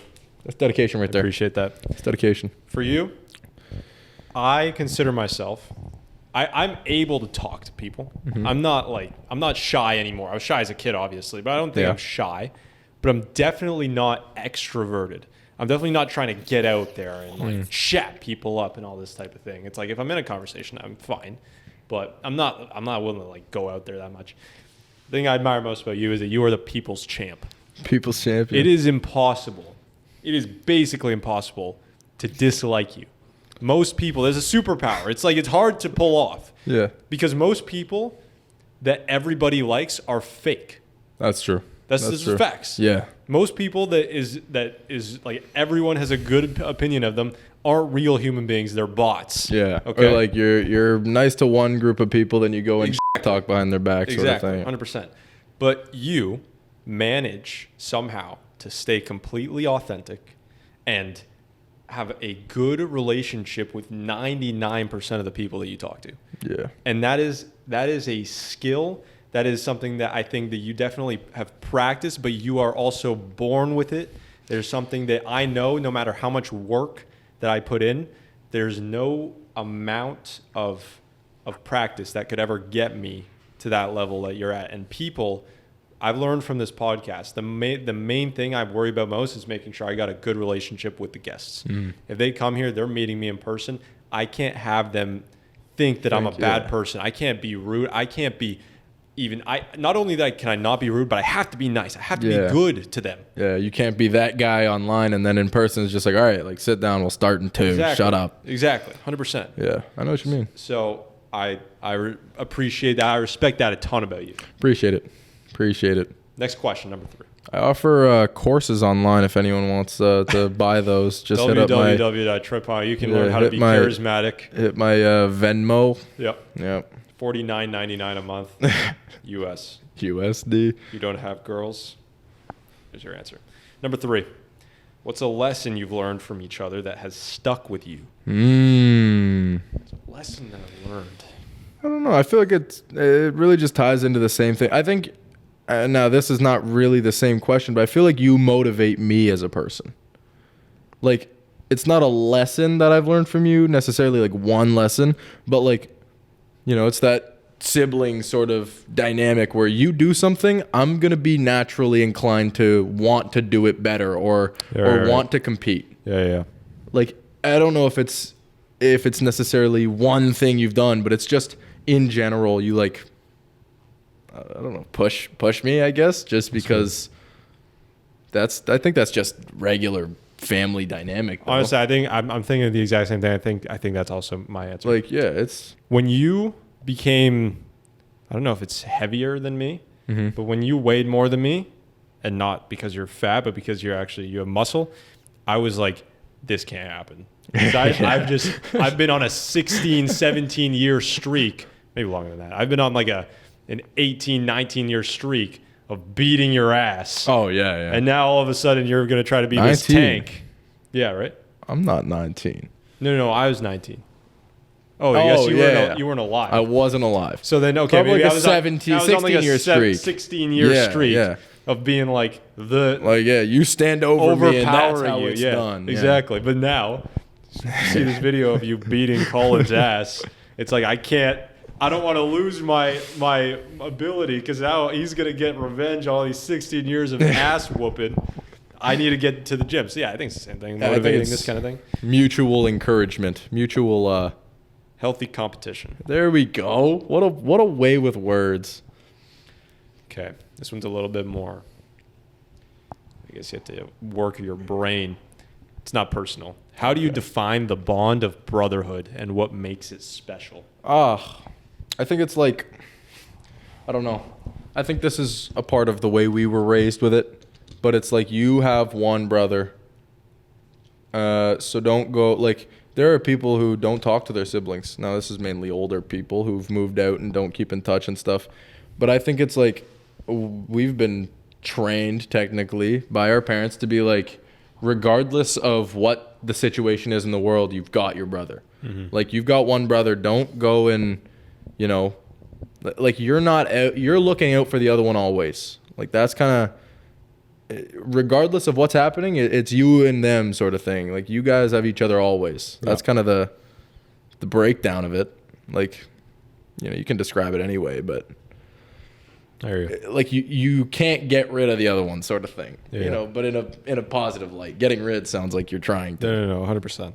I think that, what is brotherhood to me? I think brotherhood is it's the only relationship that you can guarantee loyalty in, which I guess you can't really generalize that because there are brothers out there who stab each other in the back. But I mean, I know that, okay, maybe I shouldn't say this. It's the only one that I think has seal-proof potential to not stab you in the back. I agree. And we're not talking current girlfriends. We're not saying, you know, girlfriends right now are stabbing you in the back. We're talking generalized girlfriends sort of thing. Right. We're not saying, you know, our girlfriends are stabbing us in the back or anything, just to save that one there. Clear that up. Just so you know, Kat, eh? But no, like I think in general, kind of just, yeah, like, you know, you got friends that'll, you can trust your friends, sure, but generalizing friends, you know, you can't necessarily trust everybody that you're friends with. Yeah.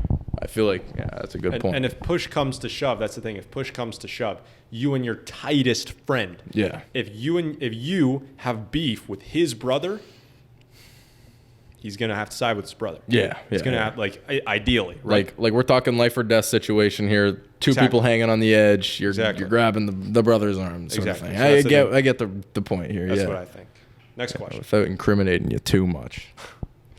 What's a goal or dream you have that you'd like your brother to be proud of one day?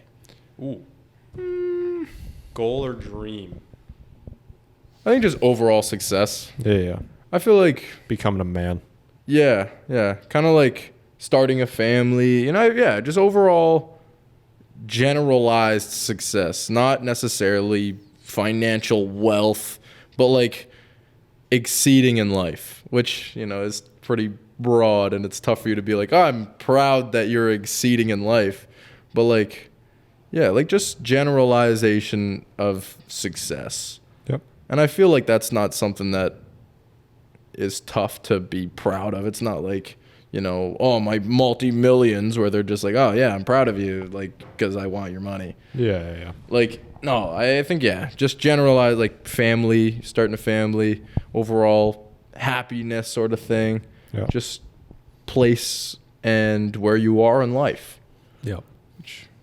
I think for me, number one thing, it's not necessarily much of I don't have many objective targets I want you to necessarily be like, oh, that's awesome, bro.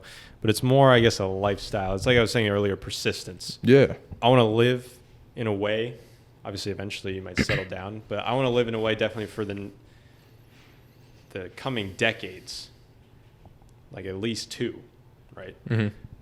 Which is persistence the whole way. No matter how bad my cards are, I don't know what the future holds for me. If I'm in a bad situation, I want you to see this guy's in the shitter. I can swear, I'm going to bleep it out. This guy's in the shitter, but he's not counting himself out. Like we were talking about this guy who's like, life's only suffering. I'm never going to be that guy. Yeah, you could be down, but at the same time, you're up. Like you'll never not be up, sort of thing. Yeah. Whether you are financially down, mindset. You could be financially. You could be financially bent. Yeah, bent over. Yeah. But you're still, you know, mentally up. Yeah. Mentally not bent. That's right. Number 6. What's one thing you'd like to tell your future sons about being a brother? I feel like that's the same sort of question. Yeah. Like it's just we're going to tell them what our parents told us. Yeah. The only ones you got. Well, exactly. What is the funniest or most ridiculous memory you share? This one's pretty recent. You already have one off the top of your Yes, head? because this is the most ridiculous thing of all time. Oh, no. So we're think I sitting might around know. we're sitting around a campfire at my dad's house. Oh. And this guy randomly Oh. whips out and he goes, like we're talking, he goes, yeah, like I grabbed it from the mailbox, whatever. He goes, what's a mailbox? And I kid you not, for what was it, 25 to 30 minutes? He was, putting it on people's lives that he didn't know what a mailbox was. Like it was like, dude, like swear on your life that you don't know what a mailbox is. Like, dude, I swear on my life I don't know what a mailbox is. And we're like the thing that they put, like 30 minutes he had us going, and he just goes, oh, by the way, like I know, obviously I know what a mailbox is. What do you think, I'm dumb? And I'm just like, I had him tricked, though. ridiculous. How many people did I have tricked? Everybody, because you Like swore 4 on people? your parents, dude, in front of your dad. That's messed up. That was funny. Good memory. Good joke. Good joke. I'm trying to. You okay, had for him. me, the You most had him. ridiculous memory. This is also recent. Sometimes recent and not. I shouldn't say recent. It's like a few years ago, but over your lifespan, there are some moments with your brother that make it that are like I'm thinking maybe 5 that are going to be in the most epic battles of history. Oh, I think I know where you're going with this one. Sometimes, you guys beef sometimes. You sometimes argue, but it's like not often, maybe like 5 times max in your life are you going to have a showdown. Like a genuine showdown. Like ready to kill. Yeah. Unlike any other. And this one, I think, was our last showdown. I think so. And hopefully the last one forever. Yeah. This is our last showdown. And we were in the basement. We were beefing about, I think, the streaming camera. Yeah. My brother was trying to start streaming, and I was in the background playing NHL Slapshot on the Wii. And I was like, bro, I don't want to be on your stream. I look like an idiot playing the Wii. I don't know. I shouldn't have cared, but I was playing the Wii, and I'm like, tilt the camera. So I tilted it because he wasn't tilting it himself. So I'm like, I'm going to tilt it. And he's like, you want to fucking tilt it? And then he tilted it back. And then we started fucking fighting, beefing to the point where it got physical. And I think that we had mini stignets as a weapon. Basically, it ended up being I roundhouse kicked this guy in the nuts. Yeah. Which was that was bad. the final blow. It was the final blow. Yeah. So if you want, you can walk through here. That's all. So, man. This is my brother Troy. Nice to meet you, man. Oh. Jace, it's my brother Troy. How's it going, man? Good. But anyways, yeah, that roundhouse kick sealed the deal. Yep. Is this one where we end up in the hallway upstairs? Yeah, ended up in the hallway. Yep. Yeah, And- like throwing real punches. Yeah, that was tough. And that was the Then you hear the garage door opening, meaning mom's mom's about to pull into the driveway. We're like, all right. it was the war Cut it to here. end all wars. Yeah. But That was crazy. That was Anyways. crazy. Where do you see each of you in 10 years, and how do you hope your bond will grow by then? 10 years. 10 years. It's not all that much time. Goes Like by it is. fast. Yeah, it is, but it isn't. I don't see myself owning my company, You'll be whatever. 28. Wow. You'll be Jesus. 28. I'll be Jesus, that's 31. pretty old. Yeah, you're old as hell, buddy. You'll have a family and 4 kids and Right. be an alcoholic or whatever you do at 31. I don't know. Dude. I don't know. I feel like we'll both be relatively successful in 10 years. I think, by 28, I'll have the startups of my company at that point. Yeah. I think our bond will stay relatively the same. Yeah. We were talking about moving somewhere together That could be awesome. just to keep it, cheaper, I guess. Yep. But that's all still got to be planned out. But I think our bond will stay relatively the same. Yep. Yeah. Yeah, it's interesting. I could see it going either way. I could see it staying the same. I could see it getting stronger. I could see it getting maybe further apart because just the way life Distance takes and people stuff, yeah. sometimes. Hopefully, obviously, you're hoping. I would like to, one day, if we set that up, we live in the same place. I think that would be awesome. Yeah. In 10 years, 31. What do I want my life to be at 31? Obviously, I want to be making a good income. I realized that I don't necessarily, the longest time I wanted to work for myself. I still want to work for myself. Yeah. But you can be either I want to work for myself or I want to be an employee that dictates my own pay, basically. I know what you mean. You know what I mean? Yeah. Like you're basically independent if you can go to 10 companies and they're all like, please come work for us. And I'm like, I'm going to choose exactly where I want to work. Yeah. Like that's it's essentially Or you're if- independent. Or if you're like the CEO of somewhere where you still dictate everything, but you're still not the owner of that. Right. Like the dream, I'm not saying that the obviously the dream is like to be the founder, to be the head guy, to be leading the show. Of course. But like I've thought of things like if I was able to dictate exactly what I wanted to do, where I wanted to do it, like that could be awesome as well. So no, at 31, married. I want to be married by 31. Kids. Maybe coming into kids. It's so hard to Pause. say. Wow. It's so hard to say. I won't say Like you're approaching that time. I won't say I want to have 3 already by then. Wow. But I want to have at least lot. my first One kid. Yeah, understandable. Like that's bare minimum. Yeah. I would At be least fine one, though. I could definitely if you see had having two. 3 by 31. Wow. That's a lot. That's I could crazy. see that. But anyways, Quite frankly. Anyways, Wow. that's our 10 years from now. Next up, Next up. how many questions we got left? 2 more. Plus the bonus? Plus the bonus. Oh my god, this guy should have just asked for 9 and a bonus. What is one thing you wish for your brother's future? I wish you all the success that you think what you will just have. wanted Yeah, for yourself. exactly. Yeah. I wish that this is what you get. Yeah, you want the 100%. 2 kids? Have the damn kids, bro. Yeah. If you could go back in time and relive a moment together, what would it be and why? That's a good question. Relive a moment together. Honestly, any year we played 3-on-3. I was gonna say any year we played JSF. That's true. I wish I could play JSL. Like, I wasn't great in grade 8. Right. I wish I could play current hockey. Like, if we're playing in a men's league this year, it'll be that moment. Yeah. Once that's done, that'll be the moment I want to reliving it. relive. Yeah. But right now, it's just any moment we played on the same sports team, really. Yeah. That's, like, I think of the Hughes brothers in the NHL. There's 3 of them, right? Yeah. All 3 of them. Like, that's got to be awesome. If they're playing against each other or on the same team. 2 of them are in New right? Jersey, one's in Yeah. Vancouver. That is awesome. That is the coolest thing ever. 100%. You got to wonder what that dad's balls look like, dude. If he's putting 3 kids in the NHL. Sorry. Just, yeah. I mean, like, that's definitely it. Any hockey time, though. I can't wait for hockey. If we're joining a league, dude, That'd be dope. going to the show. Last question, bonus question. Bonus question.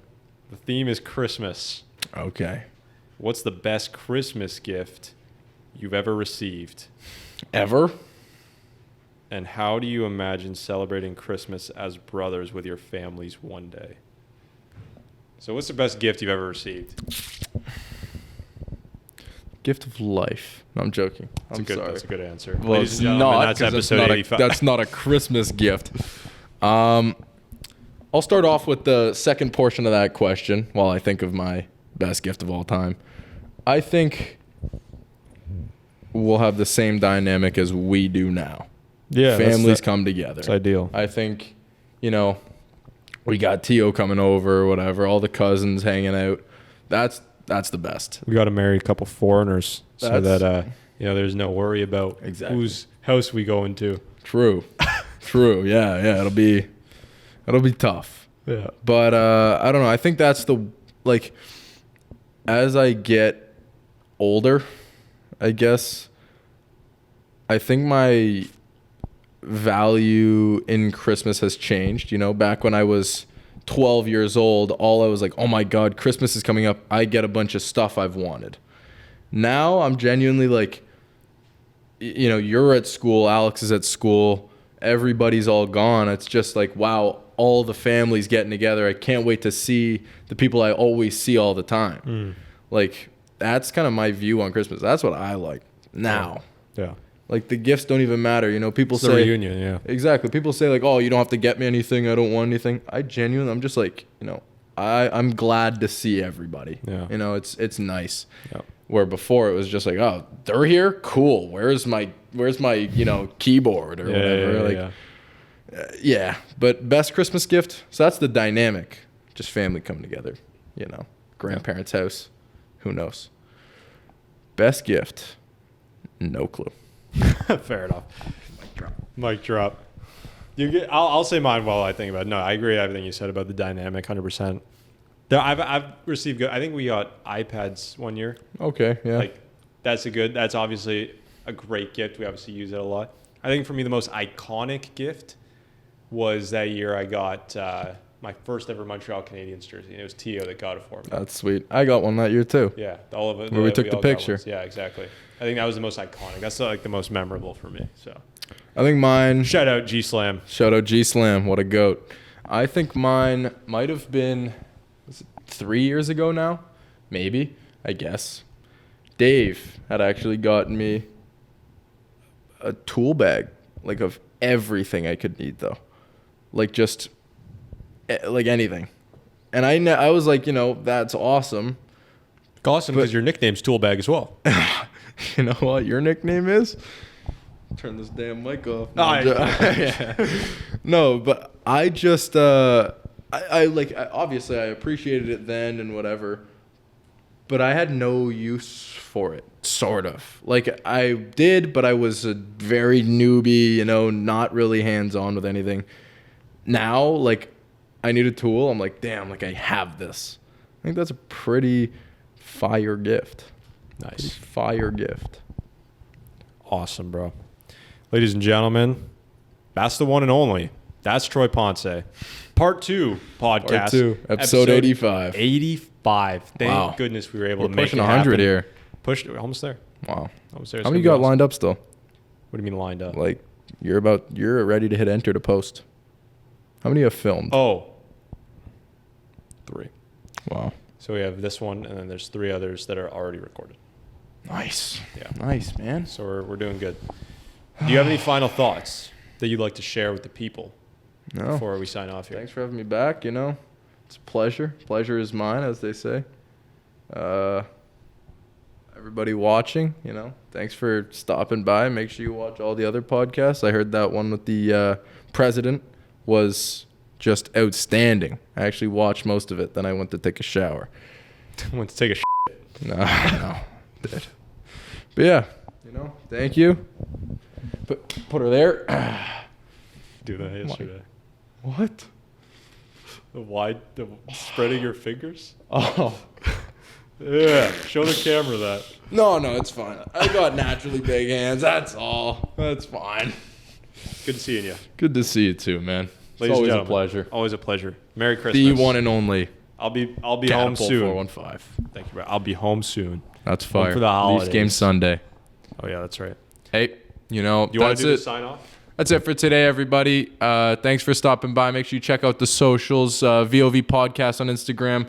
VoV Podcast on YouTube as well. And, drop a follow, subscribe, everything. Make sure you show it some love. Maybe next giveaway, you'll be the one winning it. So far, we've got T. Chaney and who's the other one who's just won? Jaspreet. Congratulations on the giveaways, everybody. That's about it. See ya.